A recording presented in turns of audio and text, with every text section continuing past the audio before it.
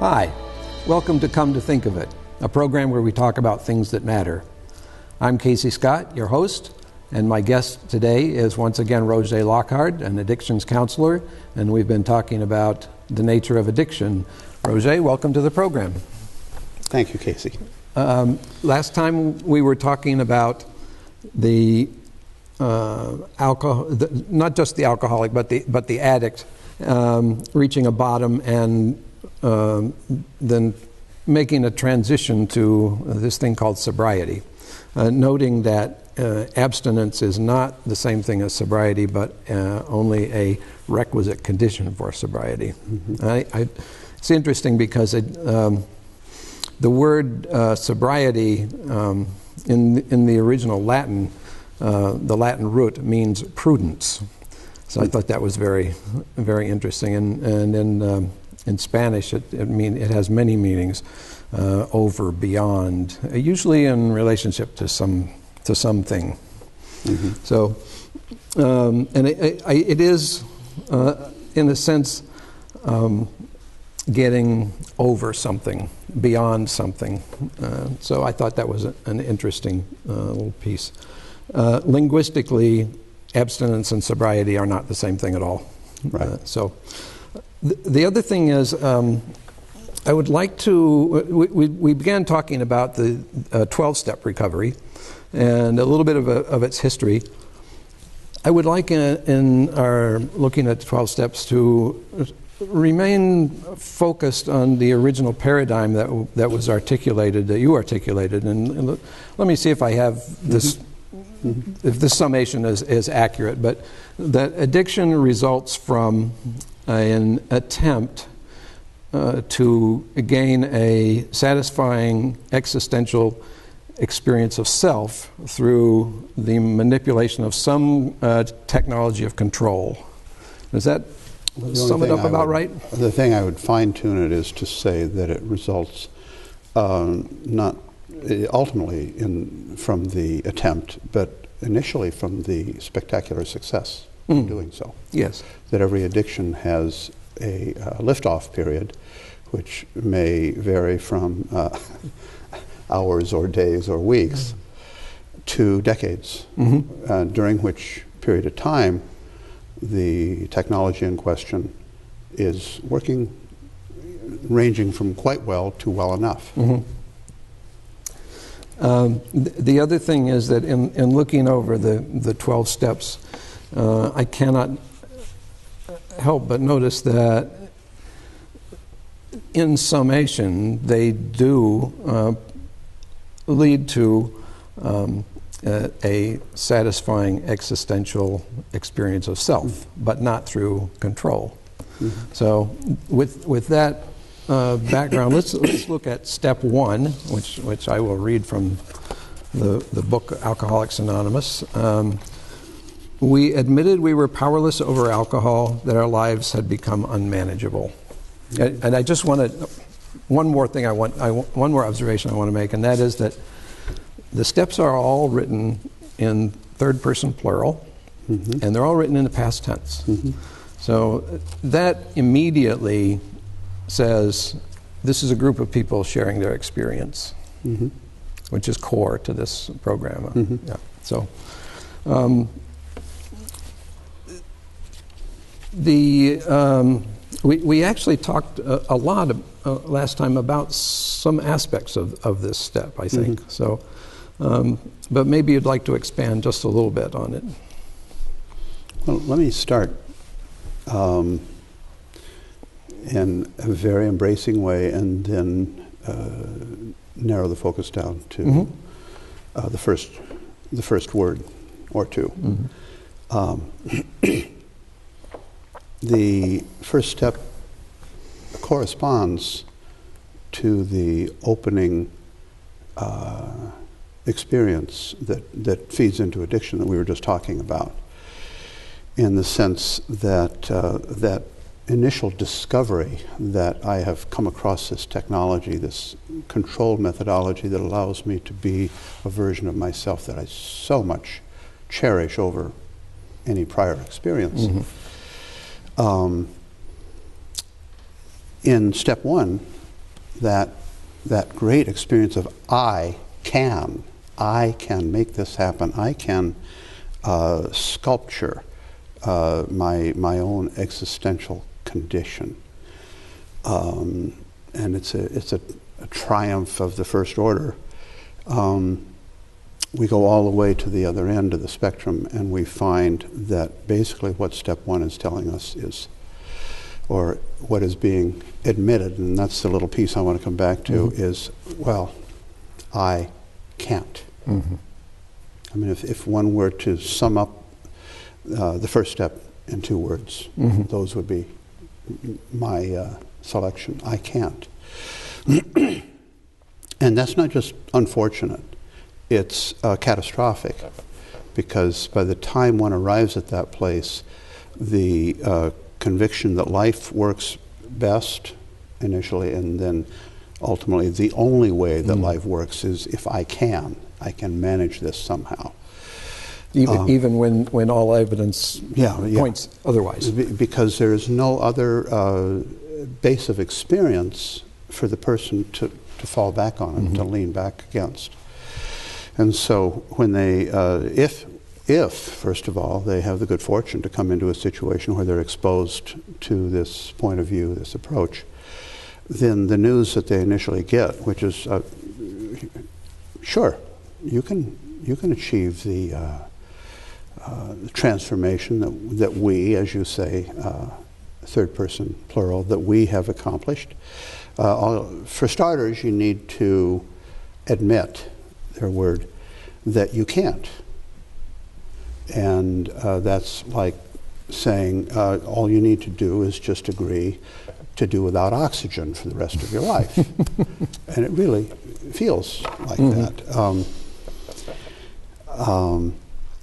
So the reason I focus on the word admitted is because in my first scrutiny of the steps, in a way that is perhaps characterologically typical of me, I had a caveat with the very first word, admitted. I thought, well, that sounds too confessional. I think that a word like acknowledged would be better, because that's neutral, and it doesn't have that innuendo of shame. But reflection has recommended to me that any of the pieces of the foundational literature of AA that I find myself taking exception to may deserve a particularly close scrutiny on my part. And that has proven to be true over and over many, many occasions. But this was the very first, essentially the first word of the first step. And so I just held still with that word, admitted. And suddenly it came to me, what do we do if we hear a knock on the door? We open the door and we admit the visitor. And that is absolutely an accurate description of what happened to me in relation to step one. I let in the truth that I couldn't. After a great many efforts over way too many years of trying one strategy after another, all of which had ultimately failed. There was no way that I could make my life work that included having alcohol in it, my consuming alcohol. So admit is a sort of somewhere between recognize and embrace. So. For me it's as though that truth of my powerlessness, my inability to make my life work with alcohol in it, had been standing out there kind of like knocking on my door and then kind of hammering on it and then kicking at it and stuff like that. And I wasn't having any until I was arrived at a point where I couldn't deny that fact, and I let it in. Wonderful metaphor, wonderful metaphor. I also have noticed, because I'm a graphic artist by trade, and that these two clauses here are joined with a dash, not a comma, not a semicolon. And the dash, as you well know, is the typographical equivalent of the equal sign. So it basically is saying that these two things are the same thing, that they're not, it's not a cause and effect thing, that to be powerless over alcohol is to have an unmanageable life. Mm-hmm. Mm-hmm. You know, I've always had a feeling about that it, and I think that's the proper word, more than an intellectual analysis, that there's an innuendo there that corresponds with my overall view. But it would be, I think, presumptuous of me to insist on that. Nevertheless, I do put it out for reflection, and that is that the statement that our lives had become unmanageable actually is alluding to one of the most fundamental truths that we have to come to terms with, and that is that management is ultimately not the solution Mm-hmm. to the kind of fulfillment, existential adequacy that we are striving for. That management has its place, Mm-hmm. but it's not on the throne. Right. Yeah. Okay, let us move on now to step 2, which states, came to believe that a power greater than ourselves could restore us to sanity. Now, there's a lot to chew on right there. Or to vomit on, depending on your initial... Exactly. Now, I grew up with the poem Invictus, which you may know, which contains the two lines. I am the captain of my fate. I am the master of my soul. Mm-hmm. And this goes very much against the grain. And I'm sure, and I know it does with a lot of addicts who come into recovery. Mm-hmm. So how it's almost like a stumbling block right at the beginning. Yeah. In some cases of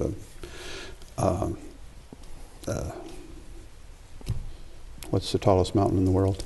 Everest? Of Everestian proportions. Yes.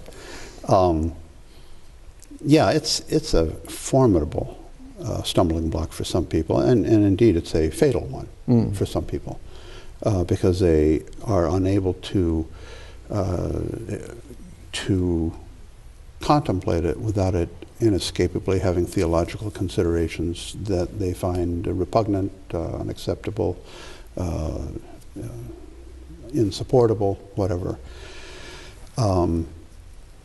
Nevertheless, it's well worth the effort of finding a way to come to terms with it, because it really is the alternative to suicide. Mm-hmm. Because the implications of step 1 are the longer we hold still with the abundant historical material that it turns out is available to confirm the conclusions of step 1, that I can't make this work, and that management is not really the adequate, the successful approach not effective to at all. living the life that I yearn to live. Mm-hmm. It's like, well, then I might as well kill myself. Unless there's something else. And in very simple language, step 2 basically says, I came to believe that there was something else. And that's enough.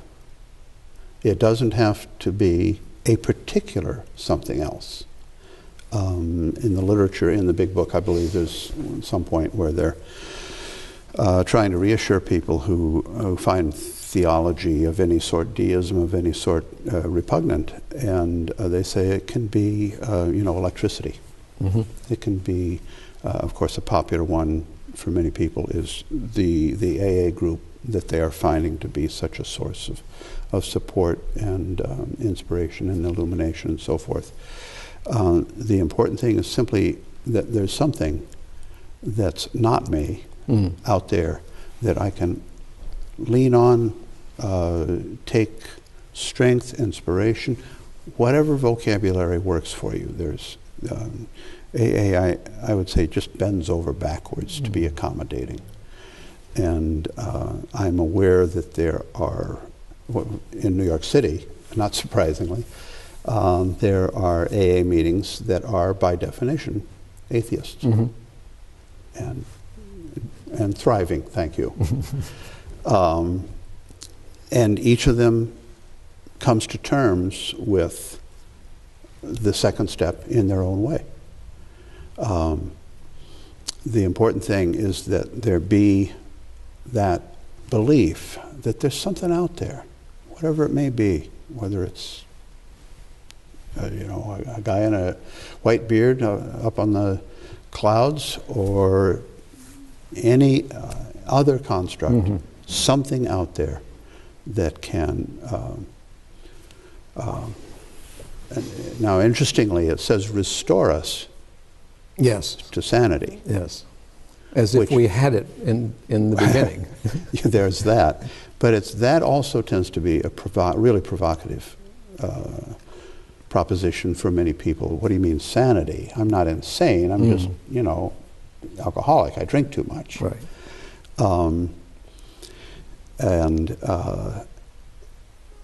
There are many different approaches to resolving that. And I personally appreciate your question, did we have it in the first place? In a certain elementary developmental sense, I would say that we could fall back on the idea that we are all born with a certain kind of wholeness, and that over time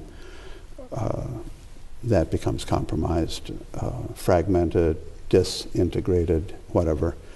And so restoring to sanity might refer to restoring to wholeness. I'm happy with that myself, simply because although, as you know, I don't subscribe to the disease construct or the disease vocabulary to account for addiction, I don't for a moment fail to appreciate that in the course of disease we become very sick, very diseased.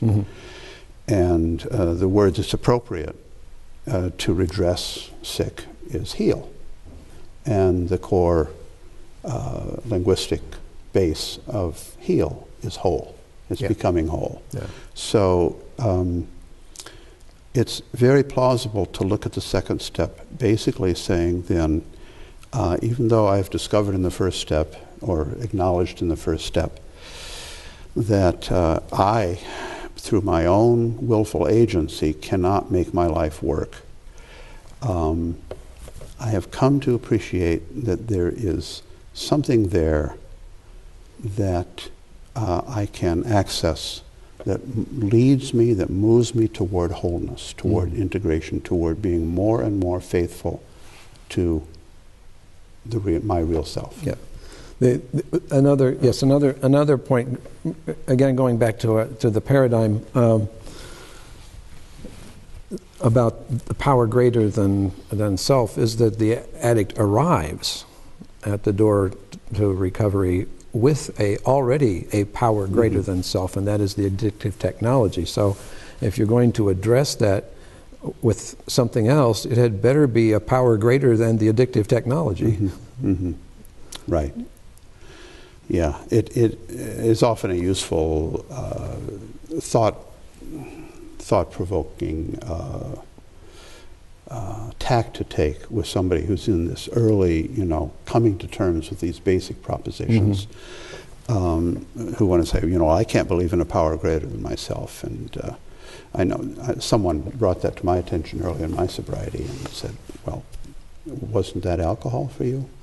Weren't you basically turning to alcohol to solve really every problem that you encountered, including alcohol? But the first step says it, powerless over alcohol. Yeah.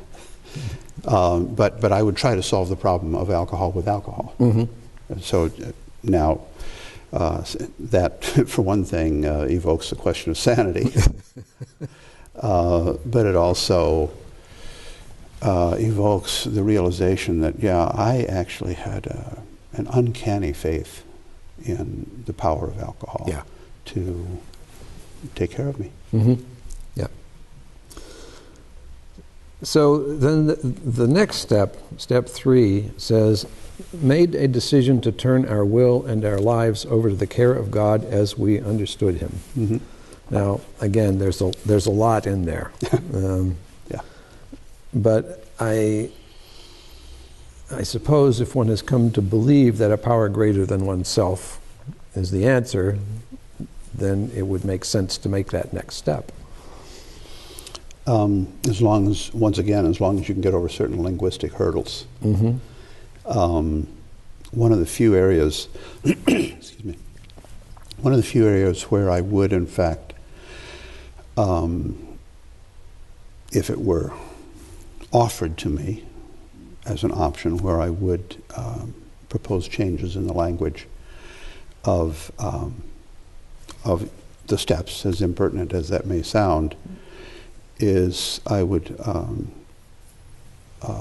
without hesitation, write them in such a way that, at the very least, the higher power didn't have gender. Yes. I appreciate that that would be problematic for some people, and I don't make a big fuss about it. Mm-hmm. But as we introduce ourselves to each of the steps, I want to try to weed out the pieces that are superfluous to me. And theology the idea, being one of them. Well, certainly the idea that God, if we're going to use that word, which again I don't need to, I like higher power, but has a particular gender. I know that's going to be a distraction for people. I don't see any way at all in which it's essential to the intent of the step, mm-hmm. the core underlying meaning of the step. So that said, made a decision to turn our will and our lives over to the care of God as we understood him. We could change that, made a decision to turn our will and our lives over to the care of a higher power of our understanding. Mm. That's the sense in which I embrace that for myself as a recognition. In working with clients, it is very easy to misunderstand this step, and in ways that can be catastrophic. Mm-hmm.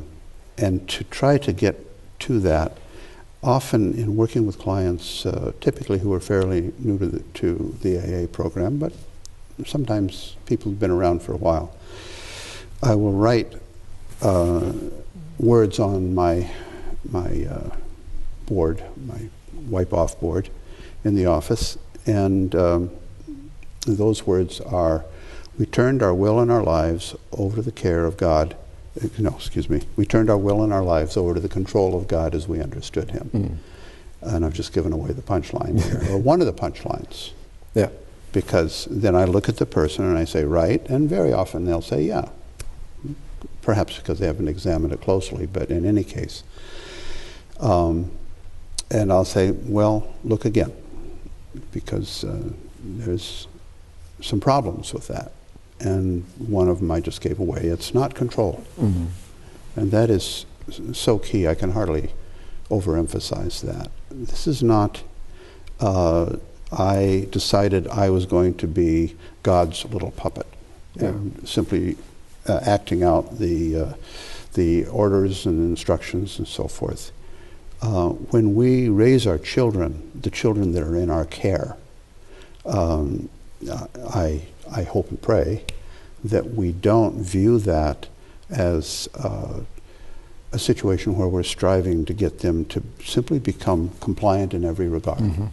But really rather to the contrary, that they're coming more and more into the unique set of potentialities that is their makeup, and they will become really more spontaneous, more able to be improvisational in life, because they have qualities of integration and wholeness, trust, and so forth, that allows them to do that. Yeah, may I just also observe, rightly or wrongly, that in line with the paradigm, we are entering into an arena where we're letting go of control as a mechanism. So to trade the control that I exercise for some other control is really not going to be very effective. Yeah, it's all of human striving is imperfect, and so is the journey of sobriety.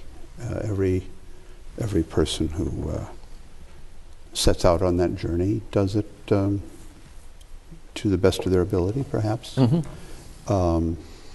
And so I, for one, don't feel like, oh, this needs to be just so, or the person is doomed to drink, or whatever. But I want to come back and touch on the other piece. The second punchline? The second punchline to that language that I wrote on the board is what it leaves out. Because what I wrote was, turned my will and my life over to the control, blah, blah, blah. That's not what the step says. What the step says is, made a decision to turn our will and our lives over to blah, blah, blah. And there's all the difference in the world between did it and made a decision to do it. I mean, one may follow quickly on the heels of the other, but on the other hand, I may make a decision to go to China. That doesn't get me to China immediately. It may set the stage. It may set things in motion for me to get to China. But so for me to say that I made a decision to turn my will and my life over to the care, in that sense that I was evoking and talking about raising children, over to the care of a higher power, is a very different business from, yes, I accomplished that. Yeah. I am now fully surrendered to my higher power. There may be people out there who have that experience. I would say that I've had flashes of it. But if I have 20 minutes of it in a typical year, I'm doing fairly well. The difference between making the decision to go to China and actually arriving there reminds me of the Chinese proverb that the longest journey begins with a single step. Right. Yeah. And that, in this case, would be step 4, would it not? Well, of course. Which, let me just read that. Yeah, please. Made a searching and fearless moral inventory of ourselves.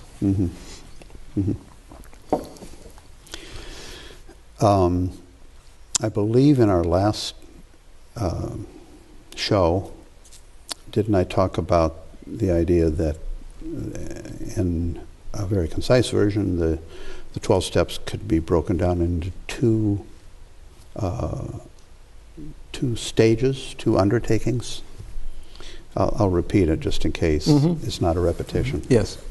The first is coming to know who we really are. And the second is learning how to be faithful to that. A wonderful place to take it up next time, Roget. Okay. I'm sorry, we've run out of time again. We did it again. Thank you, Casey. Thank you very much for showing up. I really appreciate it. And thank you for joining us on Come to Think of It. Hope you'll be with us next time. Until then, drive cheerfully. I'm Casey Scott.